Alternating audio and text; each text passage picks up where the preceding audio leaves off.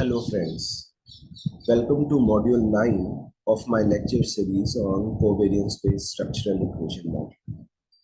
In this module, we will be talking about moderation, which is another very important phenomena that is tested in social sciences.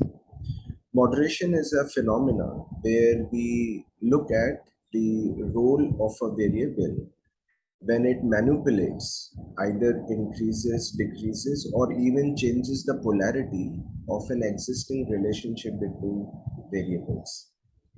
So in this module, I will cover the basics of moderation. What does it actually mean? We will then look at how do we test for moderation in SPSS and also using path models in AMOS. Finally, in the last two lectures of this module, I will be talking about multigroup SEM, which is another method where we look at whether the relationships of our model,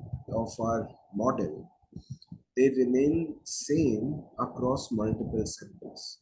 So many a times when we as researchers, we develop our scales, we may be interested in checking whether the psychometric properties of our scale of our instrument, they remain stable across samples. So for example, I may collect a sample from India, I may collect a sample from the US. I want to see whether the properties hold the same way across samples.